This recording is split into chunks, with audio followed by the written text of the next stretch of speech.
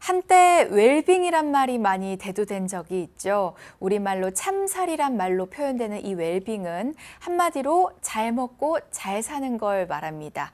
이 잘 먹고 잘 사는 것, 여러분은 어떤 상태를 떠올리시나요? 복지나 행복의 정도를 떠올리시는 분들도 계실 텐데요. 일상생활에 불편함이 없이 건강하고 활기찬 삶을 유지하는 것도 웰빙의 하나가 아닌가 싶습니다.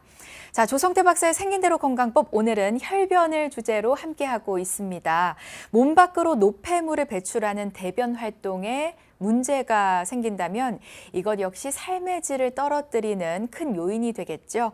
자, 이번에는 실제 치료 사례를 통해서 문제의 근본 원인과 치료법에 대해 깊이 있게 알아보는 시간 가져보겠습니다. 그럼 조성태 박사님 모셔볼까요? 박사님 안녕하십니까? 네. 박사님, 오늘은 많은 분들이 경험하지만 쉽게 말하지 못하는 증상, 바로 대변에 피가 나오는 혈변에 대한 치료 사례를 준비해 주셨습니다. 네. 이 혈변도 한의학적으로 원인을 찾아 치료하면 잘 치료된다고 하셨는데 네. 소개 좀 해주실까요? 네. 한의학적으로 혈변도 잘 치료됩니다. 오늘 소개할 분은 50대 남성 환자분이었습니다.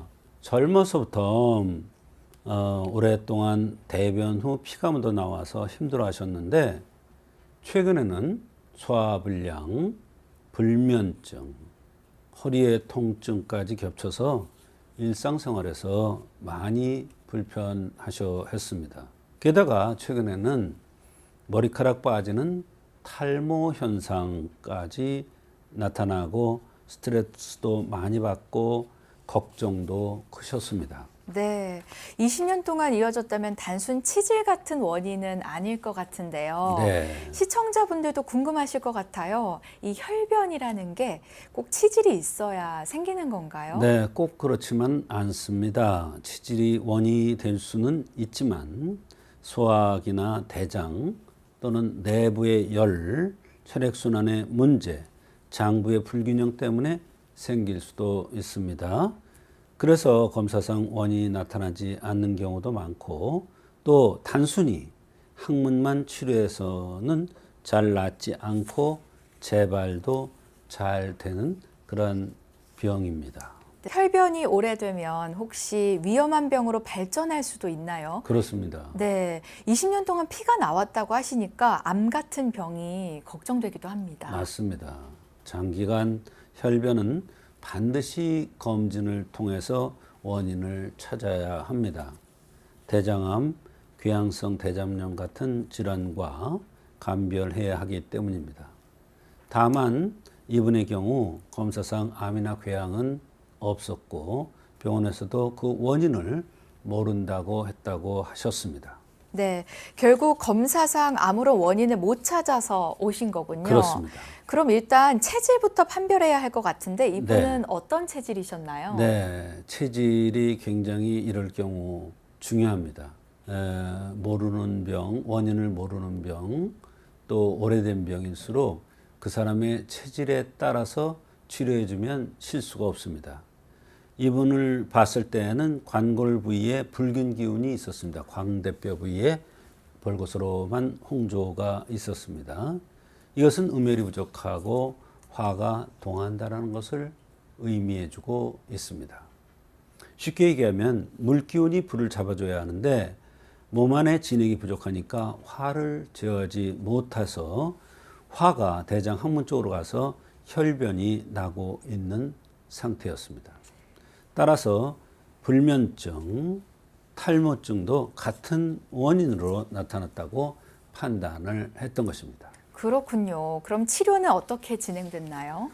저는 이분께 청장탕이라는 처방을 투여했는데요.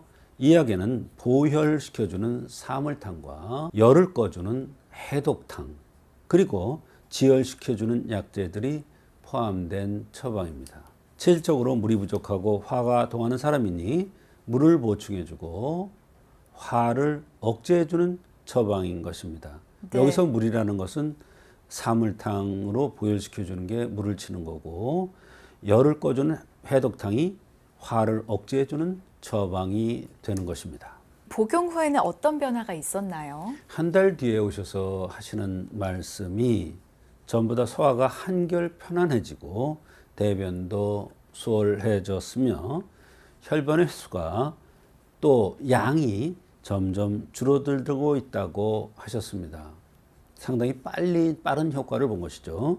그 이후로 3달 정도 이어서 더 치료를 해드렸는데 그 결과 더 이상 혈변은 나오지 않게 되었고 불면증도 많이 좋아졌습니다. 그러면 이 불면증은 바로 화에 의해서 불면증이 왔던 것이죠. 무엇보다 탈모 증세가 많이 완화되어 무척 만족해 하셨는데 이 탈모도 화가 위로 올라가니까 진액을 말려서 모근이 약화돼서 탈모 현상이 나타났던 것입니다. 네, 혈변이 좋아진 것뿐만 아니라 소화나 수면, 또 탈모까지 호전됐다니까 정말 다행입니다. 그렇습니다. 네, 어떻게 이런 연관성이 있는 건가요? 바로 이것이 한의학적인 치료의 장점입니다.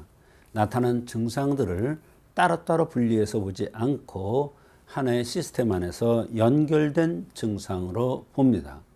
진액이 부족한 사람에게 진액을 보강해주고 열이 타오르는 사람의 열을 조절해 주니까 그와 연관되어 나타나는 탈모, 불면증, 그 다음에 혈변 이런 모든 것들이 한꺼번에 좋아졌던 것입니다.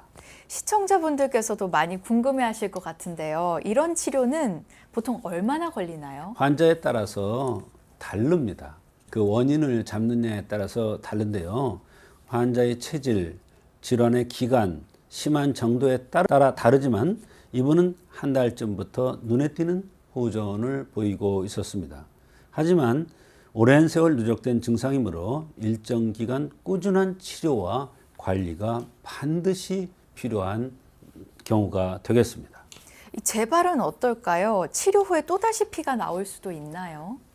물론입니다. 다시 나올 수가 있습니다. 체질과 생활 습관을 교정하지 않으면 재발될 수가 있습니다. 교과서에 따르면 학문의 병은 술과 닭고기, 성생활을 가장 조심해야 된다고 했습니다. 치료와 함께 반드시 생활 관리가 병행되어야 하는 그러한 질환 중에 하나가 되겠습니다. 네, 오늘 사례를 통해서 시청자분들께 전하고 싶은 말씀이 있다면요. 혈변은 단순히 항문에서 피가 나는 증상만으로 보아서는 절대로 안 됩니다. 몸속의 균형이 깨지고 있다는 것 중요한 신호일 수 있습니다. 겉으로 보이는 출혈만 먹게 하는 지혈만 시키는 것은 절대로 임시병편에 불과하고 잘 치료도 되지 않을 뿐만 아니라 결국 재발할 수밖에 없습니다. 체질적인 원인에 대한 치료와 생활 습관의 교정을 통해서만 근본적으로 호전될 수 있다는 것을 꼭 말씀드리고 강조합니다. 네, 이 장기간 혈변으로 고생한 환자분의 치료 사례를 알아봤는데요. 혈변이 단순한 국소 문제를 넘어서 몸에서 보내는 SOS 신호라는 거 꼭 기억해 두시기 바라고요. 생활 습관과 한의학적 접근이 함께 이뤄질 때 근본적인 치료가 가능하다는 것도 잊지 마시기 바랍니다.